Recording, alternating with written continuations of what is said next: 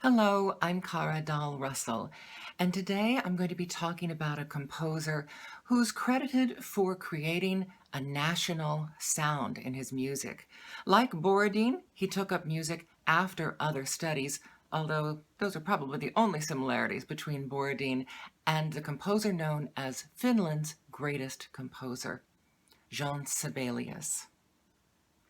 He lived from 1865 to 1957. It's said that his music sounds like the wind blowing across the frozen fields of his native Finland. His sense of nature and native folk music was so ingrained that instead of noting and orchestrating folk songs and incorporating them into his music, he did not use actual folk song melodies, but he created his own melodies that have that same feel and sound of timeless folk tunes. The Music Academy where he studied is today called the Sibelius Academy. So today I'm going to be talking about the life of Jean Sibelius and his music, in particular his Violin Concerto Opus 47. There will be a link to the music and one or more performances in the video, and also links in the text below the video. As a child, Johann Julius Christian Sibelius was known as a voracious reader who loved being out in nature on long, solitary walks. When he was born, the Grand Duchy of Finland was an autonomous part of the Russian Empire. His father was a medical doctor who died of typhoid when Sibelius was only 3. His widowed mother moved in with her own widowed mother. 1873 marked the founding of the first Finnish language school. It opened its doors in his hometown. Society at this time in Finland was deeply divided into the educated and the uneducated. Previously, most education had been Swedish. So this Finnish language school taught a whole school of not just Finnish language, but also Finnish mythology that was new in education, and it had a deep impact on his life and his music. At age 7, a year before he began school, his aunt gave him piano lessons, rapping him on the knuckles when he played a wrong note.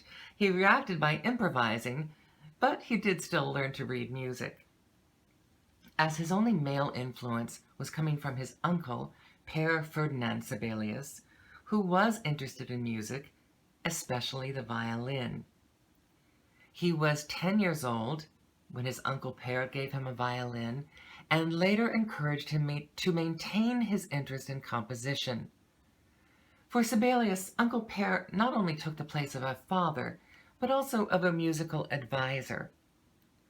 He was mostly self-taught in composition and found composing something nice to do on rainy days, but he really considered himself to be a violinist, and he dreamt of becoming a great violin virtuoso.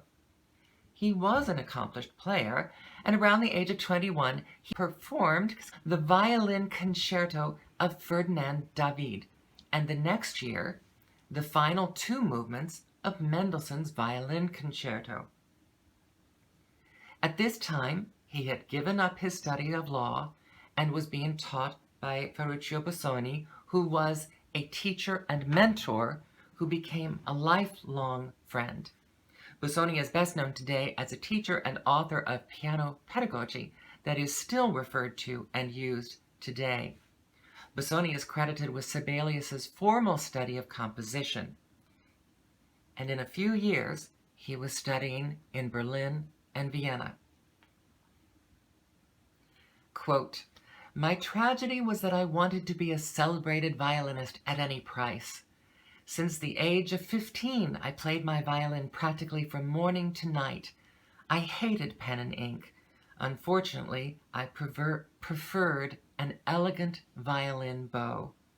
My love for the violin lasted quite long, and it was a very painful awakening when I had to admit that I had begun my training for the exacting career of a virtuoso too late."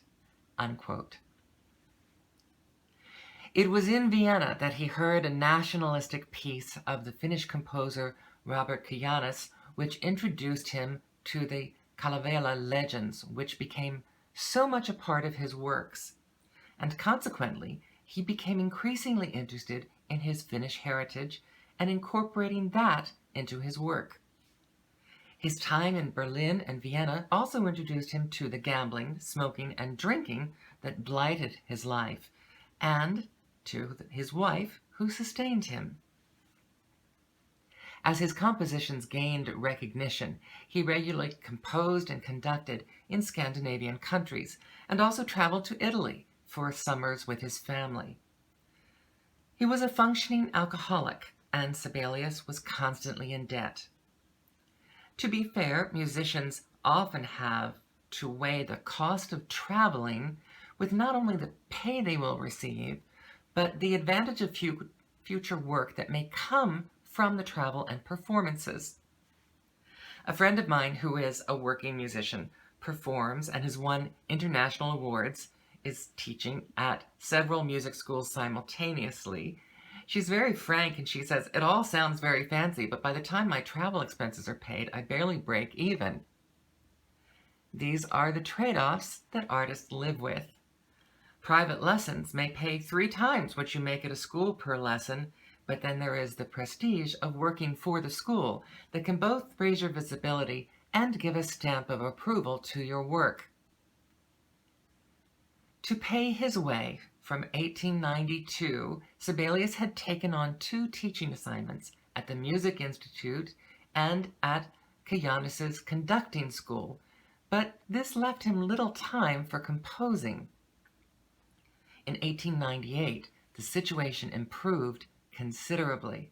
He was living in Finland again and was awarded a substantial annual grant, initially for 10 years, that was later extended for life. And here we have a link again to tableau vivant. In my lecture about the music of Borodin and his works in the steppes of Central Asia, we talked about music being performed to be part of a tableau vivant. Tableaux vivants, living tableaux, were very popular throughout Europe in the early and mid-1800s. The idea was for people to pose in costumes and settings to replicate famous paintings. It didn't require the talent of acting or singing, which were considered professions of ill repute, but displayed finery of set, costume, and lighting. On a small scale, a lovely young woman could dress herself like an admired painting of a great beauty. And on a public scale, whole communities could come together, and there were often competitions of tableaux vivants. Obviously, the bigger scope of the painting that was being reproduced, the bigger the tableau vivant. It was so common for music to be composed for tableau vivant that the musical form called the tableau developed. Tableau works that were meant to be heard without the living picture. Shortly after receiving the annual grant, he composed a work of 8 tableaux depicting episodes of Finnish nationalism, written in support of the staff newspaper that had editorially criticized Russian rule. The last of these tableaux was called Finlandia. It was so successful that it has come to stand on its own and is now generally regarded as the Finnish national anthem. Popular success has a price on works that come later, especially for composers who continue to expand and explore their musical language. Shortly after the success of Finlandia, Sibelius met Mahler. They commiserated in agreement that with each new symphony, they lost the listeners who had liked their earlier works. From 1907 to 1908, Sibelius had several surgeries for throat cancer, and after the brush with death, he vowed to give up smoking and drinking, which lasted for a while.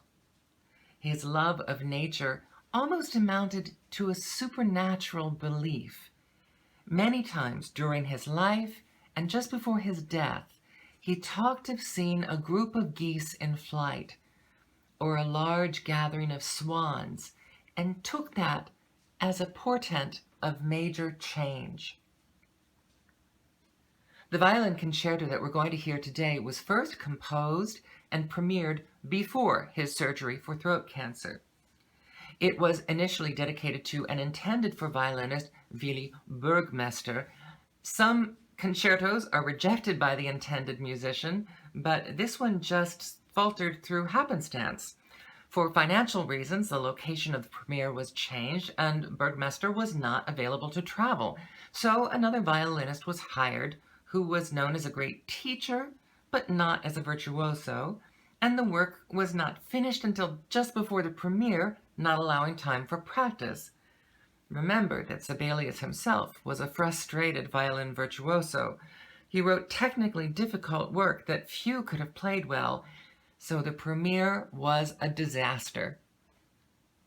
Sibelius withdrew the work for revision, again asking Burgmeister to premiere the revised version.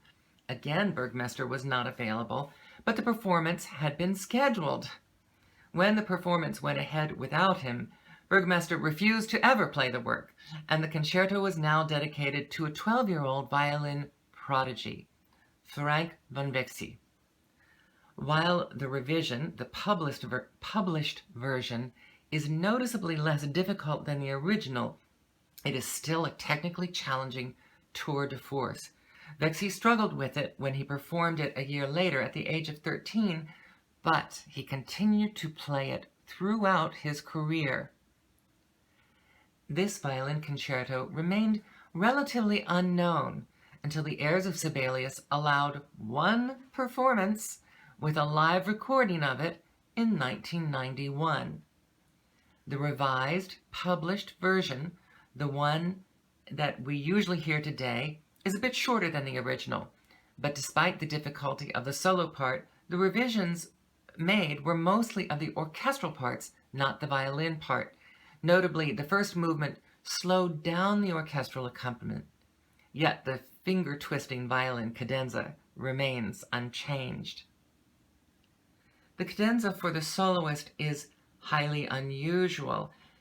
A cadenza is often a kind of sparkling break in the action, but Sibelius uses the cadenza as a developmental section of the sonata form of the first movement. This concerto is also notable for being symphonic in scope. The orchestra is not relegated to playing background for the soloist, but to have a more equal voice with the soloist.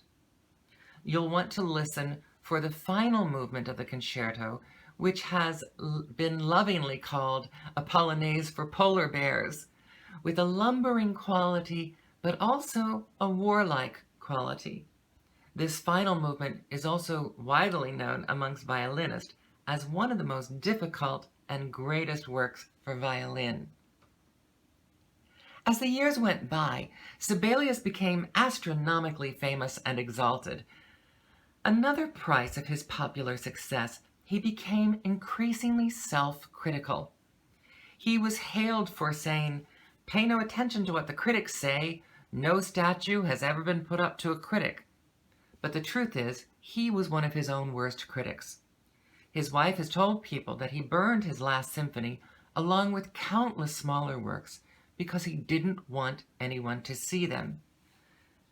Between 1911 and 1920, he reduced his composition, focusing on smaller works, and his lovely sets called 5 pieces, based on different types of trees and flowers, are worth looking up, as is his suite of 13 pieces for piano.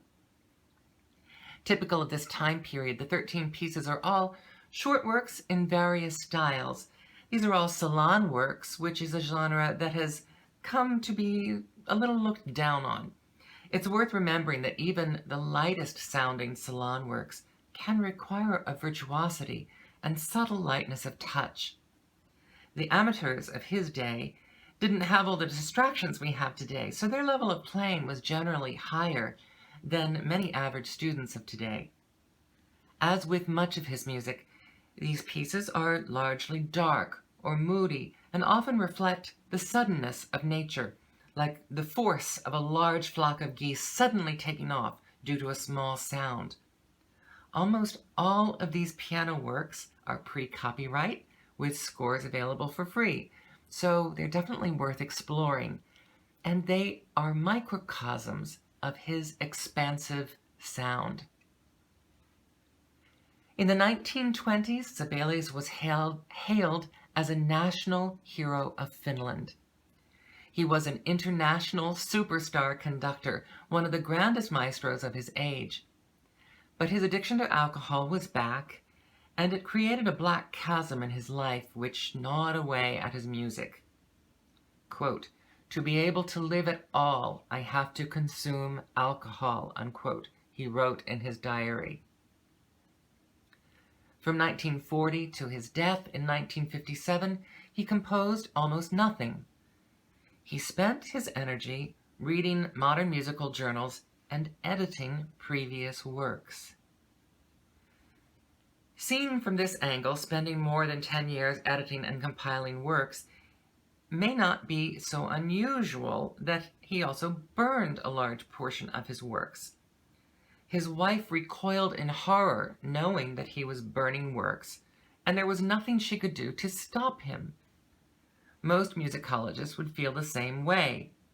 Sketches and minor works are often considered instructive to the creative process of the composer for posterity, but posterity is probably why he did it.